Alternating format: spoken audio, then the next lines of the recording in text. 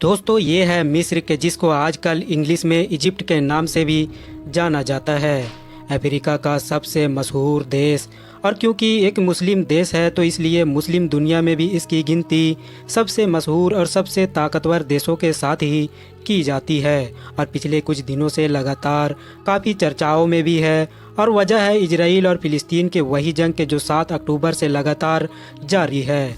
इसकी वजह से इजिप्ट को काफ़ी नाराज़गी और काफ़ी विरोध का सामना करना पड़ा है। वो इसलिए क्योंकि जहां एक तरफ दुनिया भर में रहने वाले मुसलमान इसलिए नाराज़ है क्योंकि इतना ज़्यादा ताकतवर होने के बावजूद भी वो फ़िलिस्तीन का साथ नहीं दे रहा है, तो वहीं दूसरी तरफ इजराइल की तरफ से भी उसके ऊपर प्रेशर डाला जा रहा है कि वो अपना बॉर्डर खोलकर उन सारे गाजा के लोगों को अंदर ले ले कि जो इस वक्त गाजा के अंदर मौजूद है। और जाहिर है इजिप्ट इजराइल की भी ये बात मानने के लिए तैयार नहीं है। फिलहाल अब बात कर लेते हैं वीडियो के टॉपिक की। तो मैं आप लोगों को बता दूं कि कुछ वक्त पहले यूनिसेफ की तरफ से इजिप्ट से रिलेटेड एक रिपोर्ट रिलीज की गई थी। इसमें ये प्रेडिक्शन की गई थी कि सन 2025 आते आते मिस्र के हालात हद से ज़्यादा ख़राब हो जाएंगी क्योंकि बहुत जल्द ही यहाँ पर नॉर्मल इस्तेमाल के लिए या फिर खेती बाड़ी करने के लिए तो छोड़िए बल्कि पीने के लिए भी पानी नहीं बचेगा। वैसे दोस्तों जब ये रिपोर्ट आई थी तो दुनिया भर में काफ़ी हंगामा मचा था और हर किसी के दिमाग में यही सवाल था कि क्या सच में वो मिस्र के जो हज़ारों साल का इतिहास रखता है वो हमारी दुनिया से गायब हो जाएगा।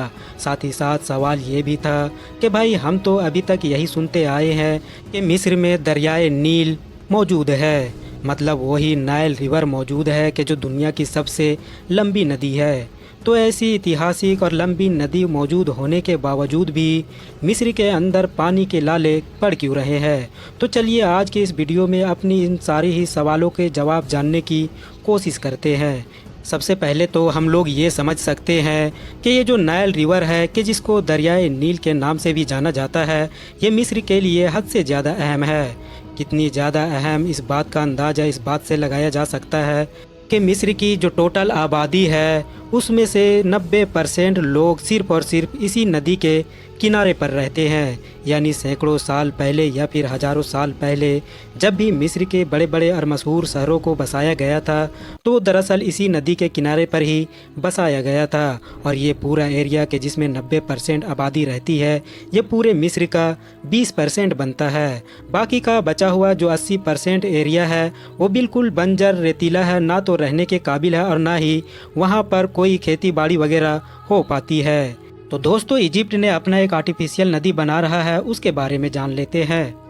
दोस्तों इस आर्टिफिशियल नदी के प्रोजेक्ट में ऐलान हो जाने के बाद मिस्र के लोग काफ़ी खुश तो थे मगर साथ ही साथ परेशान भी थे क्योंकि उनके दिमाग में यही सवाल चल रहा था कि भाई इस आर्टिफिशियल नदी में भी पानी आएगा कहाँ से, क्योंकि पानी की तो ऑलरेडी मिस्र में काफ़ी कमी है। न सिर्फ मिस्र बल्कि पूरे अफ्रीका के इलाके में भी पानी का जो एकलौता सोर्स है वो दरअसल नाइल रिवर मतलब के दरियाए नील है और उसको लेकर ऑलरेडी एक लंबे वक्त से मिस्र और इथियोपिया के बीच कोल्ड वॉर चल रही है। इसकी कहानी ये है कि सन 2011 के दौर में इथियोपिया ने अपने बॉर्डर के करीब पर दरियाए नील के ऊपर एक बड़ा सा डैम बनाना शुरू कर दिया। इस डैम को बनाने का मकसद था बिजली और पानी की पूर्ति करना। अब यहाँ पर यह बात जान लेना जरूरी है कि दरअसल दरियाए नील इथियोपिया से गुजरकर ही सूडान में जाती है और फिर सूडान से गुजरकर ही इजिप्ट में पहुँचती है। और फाइनली दोस्तों इथियोपिया ने सन 2020 में अपने इस डैम की ओपनिंग कर डाली। ओपनिंग होना थी कि उसके बाद अब सूडान और मिस्र में पानी की हद से ज़्यादा कमी होने लगी और हालात उस वक्त और भी ज़्यादा ख़राब हो गए कि जब 22 आते आते रसिया और यूक्रेन के बीच जंग शुरू हो गई। तो दोस्तों अब मिस्र का प्लान है कि जो कुछ भी बचा कुचा पानी मिस्र के अंदर मौजूद है और जो आज के दौर में यूज हो रहा है, अब वो चाहे पीने के लिए हो रहा हो या दूसरी चीज़ों के लिए, उसी सारे पानी को ही फिल्टर करके और इस आर्टिफिशियल नदी में पहुंचाया जाएगा। यानी पत्ती को रिसाइकल किया जाएगा और इस तरह से वही पानी बार बार मिस्र के लोगों में घूमता रहेगा। तो इसीलिए अब मिस्र का ये प्लान है कि वो इस आर्टिफिशियल रिवर को पाइप वगैरह के ज़रिए से नाइल से जोड़ देंगे। यानी नाइल रिवर में जब कभी भी तय सीमा से ऊपर पानी का लेवल जाएगा तो ऑटोमेटिकली पाइप की वजह से इस आर्टिफिशियल नदी में उतर जाएगा और यह आर्टिफिशियल नदी मिस्र के लोगों को एक खतरनाक बाढ़ से बचा सकेगी। इस बड़े प्रोजेक्ट को कंप्लीट करने के लिए जो डेडलाइन रखी गई है वो दरअसल सन 2025 की बताई जा रही है। रिपोर्ट्स की माने तो बड़ी तेज़ी के साथ ऑलरेडी काम चल रहा है और पाइप वगैरह से जुड़ा हुआ जो काम है वो तो लगभग 30 से 35% के करीब कंप्लीट भी हो चुका है। दोस्तों, मिस्र के इस नए बड़े प्रोजेक्ट से पानी की कमी तो पूरी होगी ही, साथ ही साथ बेशुमार रोजगार वगैरह भी पैदा होंगे। ये बात क्लियर है और इसमें कोई भी शक नहीं है कि अगर मिस्र का ये बड़ा प्रोजेक्ट कामयाब हो जाता है तो आने वाले दिनों में हम लोगों को मिस्र का एक बदला हुआ रूप दिखाई देगा।